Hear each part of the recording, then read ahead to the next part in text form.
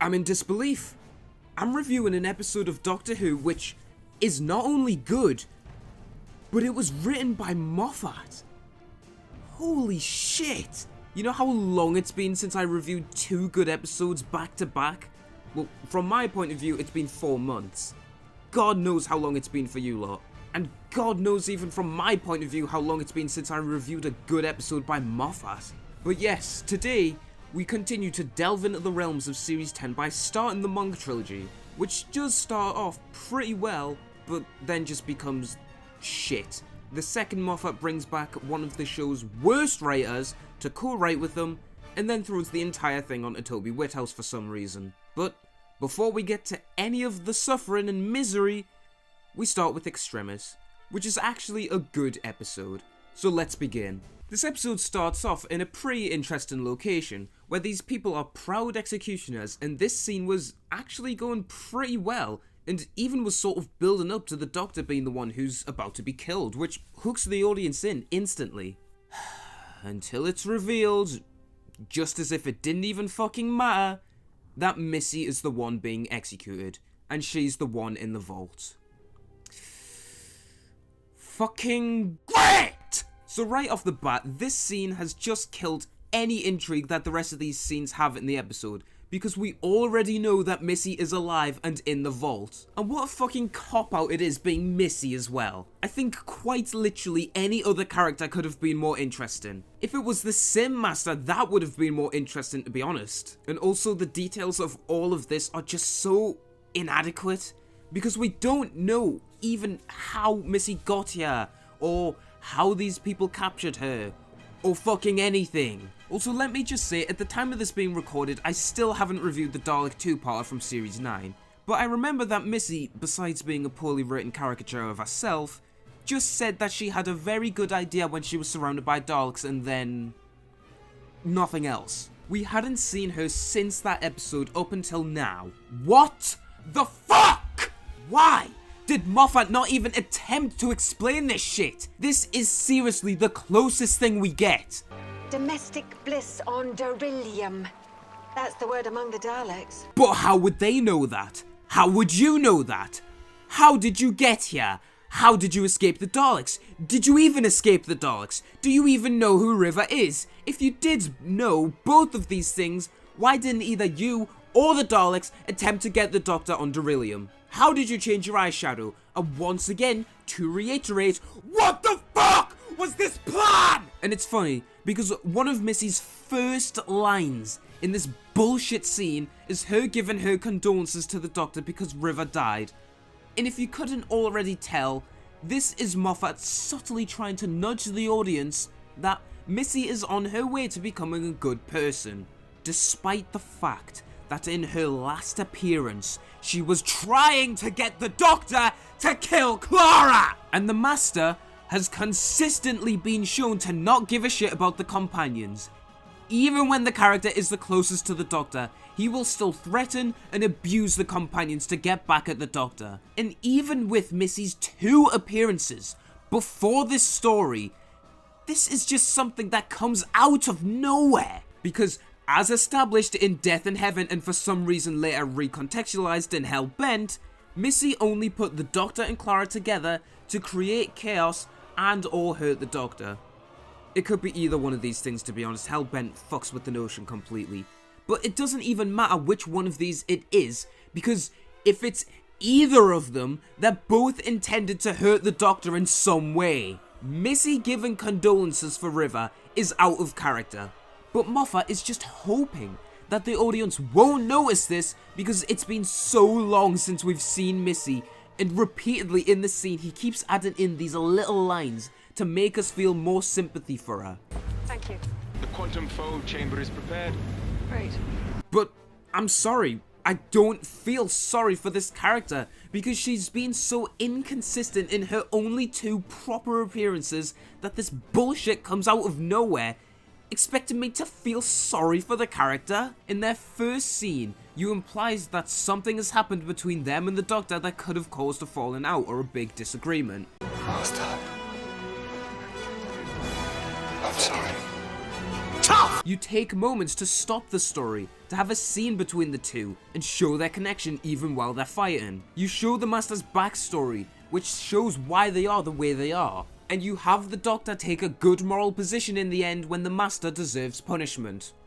Something the 12th Doctor didn't do. And all of that for the Sim Master was done within one episode plus the last 5 minutes of Utopia. If we look at Missy's 4 appearances before this episode, we don't even get anything close to that would ever make us feel sorry for her. We're only 2 minutes into this episode and I've already had a Master rant. For fuck's sake, Moffat just doesn't understand this character. So the good part of the episode actually starts, and a bunch of priests from the Vatican walk into the university and meet with the Doctor. And I like that Nardole has to stop the Doctor from waffling on because he doesn't know who he's talking to. And then we get a traditional Moffat era moment when it's revealed that Pope Benedict IX recommended the Doctor in 1045. So there's an entire religion that has known of the Doctor for almost 1,000 years. I wonder if at any point in time that information could have been useful at all. So the Pope himself turns up to the Doctor and name drops the title. Also a complete neat pick here, but he's played by Joseph Long, who played the most memorable refugee in Turn Left and Luigi in Ashes to Ashes. I can't remember if he's in this episode much, but whenever he shows up I'm calling him Luigi. Because maybe news on Lazarus is out by the time this video is out. And also Luigi is the best Mario brother, so you know. So it's revealed that the sect who understood the language of the secret text killed themselves after translating it. And I like how in the scene we see how the Doctor's blindness affects him in a comedic way and a serious way. Because he has to have Nardole there as assistant, who's always a treasure. But also the fact that they ask him to read the Veritas and he of course can't, but he's the only one who really can, is a pretty fucking interesting dilemma to throw into the episode. And like I said in my last review, it's a nice change of pace from the low-stake bores that the first 4 episodes of this series were. So we cut to Bill bringing someone home, and for some reason, instead of just having a nice scene of the two interacting, which could add some more depth onto Bill as we see how she is in a relationship, Moffat decides for some reason to take almost a full minute out of the story to give us a scene with Valerie, showing that she doesn't know that Bill is a lesbian, and bonk us over the head about her character being dense, which I'm honestly just confused about the existence of. Seriously, why is this scene even here? It adds nothing new onto this character that wasn't already established in the pilot. It's another unnecessary bonking of Bill's sexuality, and it's just such a cringe scene. And this is the last time we ever see this character. I'm not even fucking with you, we never see her again. Like, if her inclusion was going to be this brief, then why did you even add her into the series in the fucking first place? Imagine if we got more development for hers and Bill's relationship in Knock Knock, or the pilot, or any other story after this one. Imagine how interesting it could be to explore why she doesn't know that Bill's a lesbian, and why the relationship between Bill and the person who raised her entire life has been so distant and uncaring and without love. All of the potential for an interesting dynamic to be explored through the series is here, and absolutely nothing is done with it at all. So once again, I must ask, why did you even include her in the fucking first place? And you know what makes this even worse? Despite the fact we see barely anything between Bill and this other girl, they still have more chemistry in this episode and Pyramid than Bill and Heather did in all of the pilot, which then begs the question as to why Bill was still attached to her! No. I'll save it. To be fair though, this scene with Bill is actually pretty funny, and her trying to enjoy a date until the TARDIS lands and then the Pope runs into a kitchen. All of the reactions in the scene are pretty funny. You're all going to hell. Then Bill runs into the TARDIS and the episode started getting interesting again, when the Cardinal says that the Pope offered the Doctor a confession to make, not this bullshit, and the Doctor said no because it would take too long, which I thought was pretty interesting, as the Pope also said that the Doctor seemed like he was in need of one more than anyone else he'd ever seen. And this is very interesting to think about, because if the Doctor did make a confession, what would it be about? Could it be about the Time War, some of the companions he let die? The mind just starts brimming with ideas of what it could be. And then we cut back to the Missy bullshit.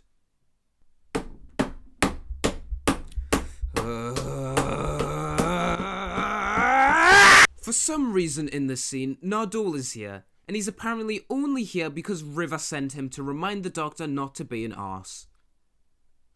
What the fuck is this? Okay, so it's made pretty unclear how long this takes place after River's death, but how the fuck is Nardole even here? He followed him from Darillium? I thought the Doctor only rebuilt Nardole after he left because he was lonely. How is he here? And seriously, Moffat, fucking seriously! You gave River the most perfect ending for her character. After you did one of the worst companion endings ever, you did one of the best right after. Yet, for some reason, you still can't let go of the character, and you have to reinforce her presence, despite the fact that she's fucking dead! And why would River not approve of the Doctor killing Missy? Surely River would know how much shit the Master has done in their entire life. Now, if this was the Sim Master being executed, this would make much more sense, because the last thing we seen him do was sacrifice himself to save the Doctor's life, and make up for all of the shit he did in the end of time. And once again, the last thing we saw Missy do was try to get the Doctor to kill Clara, and their relationship, unlike the relationship with Ten and the Sim Master, doesn't have loads of moments of connection and friendship, and the one scene which is major for that doesn't make any sense. And before we even see the predictable events of what happened, we cut back to the good part of the episode. Could we not have just had all of this Missy shit and just get it out of the way first, and then do the actually interesting story, instead of randomly cutting back and forth between these two stories? It comes off as incredibly jarring and makes this story feel like a mess. Luckily for us, the first scene cutting back has more of Nardole spelling out the story beats to us, which would usually make me rage, but luckily we have Matt Lucas making it feel more like a friendly gesture than an unsubtle bonking. However, this scene, it is actually good, with Nardole saying that the only reason the Doctor won't tell Bill he's blind is because then it would become real for him, which obviously means it would take more of a toll on him, and lead him to act more vulnerable, which could be an interesting direction to take for this character. Or should I say, would be an interesting direction to take this character, if there was more setup for it, but for those who've seen my Oxygen review, you know what I'm talking about. You're an idiot. Everyone knows that. It's sad because it's true. So Luigi leaves, and I might as well just say it now, that I do actually like some of the jabs at religion this episode takes throughout, because they're pretty funny, and add light bits of entertainment throughout. They come off as especially great now because the show is so piss scared to do anything remotely offensive in any direction, that it just makes it really boring and bland to watch the most generic possible political themes imaginable, which even a toddler would know. But in Series 10, back to back, we've had an episode which is extremely anti-capitalist, and an episode which jabs at religion constantly. May God light your path. Well, I could certainly give it a go. Very epic. The Library of Blasphemy. The Hereticum. Harry Potter. Language. Based Bill returns? Is designed to confuse the uninitiated. Sort of like religion, really. One absolute chad. Unfortunately, we then cut back to the Missy bullshit again, only for the Doctor to reiterate what was literally just said to him in the previous scene, and then we cut back. And the relevance of this was... At least Michelle Gomez's acting here was good, but fucking hell, for the character, this still is just coming out of nowhere. Where the fuck was it ever implied that Missy was a vulnerable character? So we cut back to the gang, and we get our first showcase of the monks, and they look fucking excellent, especially through this gateway thing, which sets up the reveal for later in the story really well, and is excellent for starting to build up the mystery for the story. The plot also thickens when we find out there's a priest who broke into the Veritas cage, and said that he sent something before he ran out. The only bad thing about this is that the Cardinal screams when the monk grabs him, and none of the characters heard him. Which is bizarre, because I thought the Doctor was meant to be blind, not deaf. So it turns out that the priest sent the Veritas to the Nuclear Research Center, and the scientist replied saying pray for us, which is a fucking fantastic way to add mystery and intrigue onto this episode, because of what everyone who's religious or not already knows. Science is in direct opposition to religion because of things like evolution, and a bunch of scientists asking to be prayed for is fascinating. The ideas of what the Veritas could be explode in your mind. While this episode has definitely been dragged down by a lot of the shit with Missy, the actually good part of this episode has been brilliant so far, and the mystery build-up is excellent. So the Doctor sends Bill and Nardole away once he knows the guy with the gun is dead, which on its own I would be okay with, if the story hadn't already made the Doctor and others seem stupid for not hearing the Cardinal die earlier. So we then get a funny scene of Nardole being a quote-unquote badass, which will never not make me laugh. I don't know what it is, because what he's saying is completely logical and sound. I think it's just the fact that he switches this on and off by taking off his glasses. His mannerisms and the way he speaks are in such sharp contrast to how he usually speaks, it makes this shit hilarious. Especially since we know Nardole couldn't be further from a badass. Are you secretly a badass? Nothing secret about it, baby doll. But this character can definitely have a great presence and tone to him when he needs to, adding more onto a character who really only existed as a comedic sidekick, making him an interesting one at that. So Bill and Nardole go through a poll and the Doctor attempts to fix his blindness so he can read the Veritas. And this scene plays into the side of the Doctor's blindness, which leaves him more vulnerable. And he can't tell that a monk is closing in on him, and he assumes it's the Cardinal, which leaves him completely exposed while he's doing something which is potentially fatal as well. Once again, this episode is just boosting its intrigue factor through the fucking window. Why did I say through the window instead of through the roof? And what a fatal point to leave the Doctor knocked out for. I can't wait to get more on. Oh, for fuck's sake! Can you just fucking get on with it so we can focus on the actually good part of this episode? And this scene actually could have done something really interesting with Missy here, and given her track record of lying to the Doctor, this could have been some really well done manipulation for her to get out of this. But because we know that that isn't true, this apparently is Missy's actual plea for her life. Which, once again, I have to ask, where the fuck did this come from, and why does the Doctor just go along with it? Oh, you don't learn, do you, son? If this was the Sim Master, it would make more sense, because we've seen him do good acts before. You can break his over-the-top exterior and reach what's left of the friendship. But with Missy, because we've never actually seen a good moment of this before, all we see is this shit. So it just feels so unnatural and manufactured. I'd actually rate this whole scenario so much more if the Doctor actually went to kill Missy. Or, you know, if Missy was going to live, actually build up her redemption instead of having it come out of nowhere. Or pull some usual bullshit because the Master is simply too iconic to die, have Missy have a way of escaping this bullshit, and have her be locked in that vault for however many years, furious to get broken out by the Sim Master, and then the two team up, and then you've actually got a good team up in the Doctor Falls. I just made the Doctor Falls better. Fucking improvised. Fucking hate it. We'll get there. We will get there. We will get to the Doctor Falls eventually.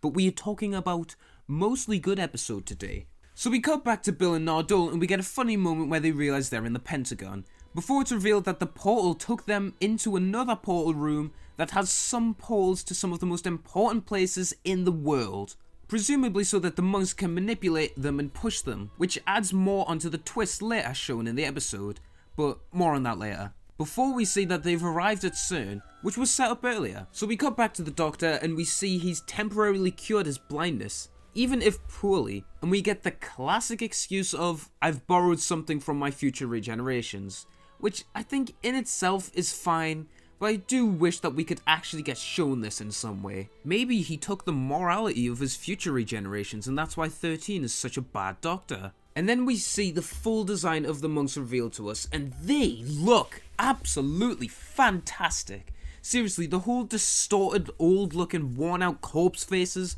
along with their decrepit hands, looks brilliant, and creates the sense that these creatures are ancient, and have outlived their own bodies, which is fascinating. And I love how the camera is distorted and blurry here, giving off the sense that they blur the reality by their mere existence. That's great. I just wish that they were presented like this all the time, to be honest. So the Doctor then dims the flames of the candles with the sonic screwdriver. Check out my Woman Who Lived review if you want to know how I feel about that. And he then somehow escapes from being tied up, steals the laptop, and gets past all of the monks and runs away while he can barely see. Right. I'm calling bullshit on that one. So Bill and Nardole find out that the people at CERN have formed a suicide pact, and we cut back to the Doctor about to read the Veritas before his vision starts failing. And we get a really intense chase scene, and I think the way this scene is edited lends a lot to how effectively it works. Because we'd already seen that the Doctor's vision was fading, and this scene keeps flashing, which puts us into his shoes, as we feel like we're losing vision and being captured by these monks is just an inevitable thing. Especially with the flashes of them directly in his face and the Doctor tripping over, only for him to be saved by a convenient portal. I don't know how I feel about that one. Before we cut back to Bill, and we're slowly getting more build up to the reveal of everything not being real. And I think this is a really good way of showing that it's all a simulation.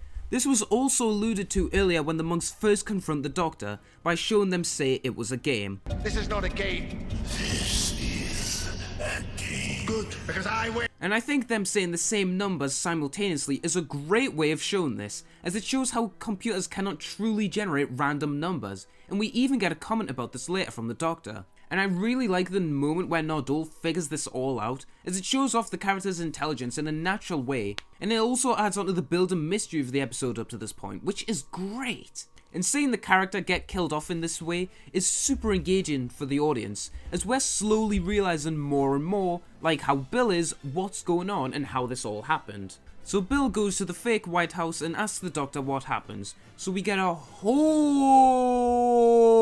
bunch of explaining from the Doctor, which explains how this is all fake and everyone inside it is shadow people who think they're real. And this was all created so that the monks could practice invading Earth, which is brilliant for all the reasons I've laid out in this review. And I think it says a lot about their power that they made their simulation that good that they accurately replicated the TARDIS and the sonic sunglasses, which led them to their downfall, because the Doctor found out about them this way. Which is a great way to end this episode, leaving the audience excited for the second and third part of this story. So, that was Extremis, and lol no, just kidding, we have another fucking Missy scene!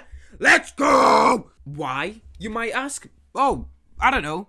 Maybe because Moffat thought that for some reason he would dampen the perfect ending to this great episode by adding some unnecessary shit on top of it. Come on, man. And this one just confirms shit that we already know. And that's that Missy is alive and is in the vault. Wow, if only you literally hadn't showed the Doctor go in and give her a piano and eat Chinese with her, then maybe this could have actually been a good reveal. But we already fucking know that she's alive, for fuck's sake! All of the scenes with her in this episode are so bad! And did Moffat seriously, fucking seriously use the excuse that the Doctor is cool and he scares off the bad guy again? Seriously, at this point he'd been using this excuse for 9 fucking years. It's run its course. Could you not think of anything more creative? Fool me once, I'm mad. Fool me twice, how could you?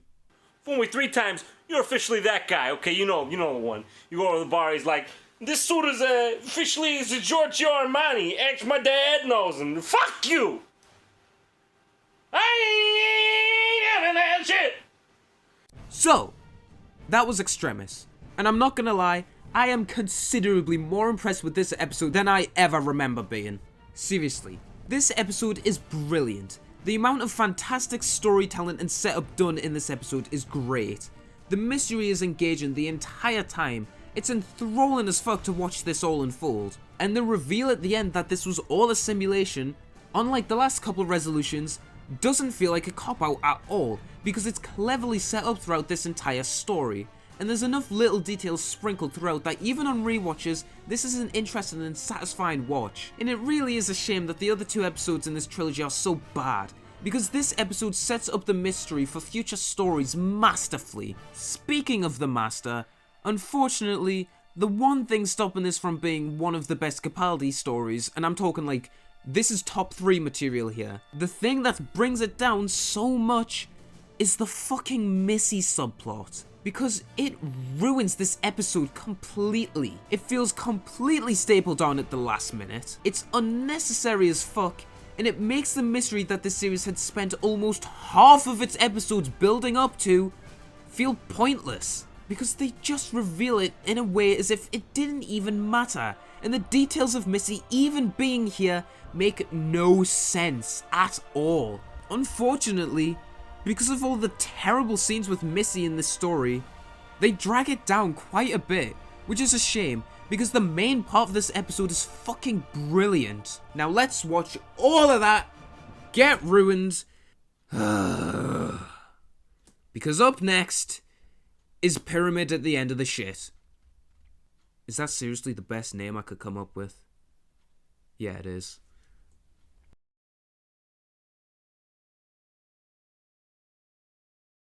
Only to be conceived. Conceived! Fucking! Oh my god, I can't read! The amount of fantastic storytelling and... Oh my god, I'm so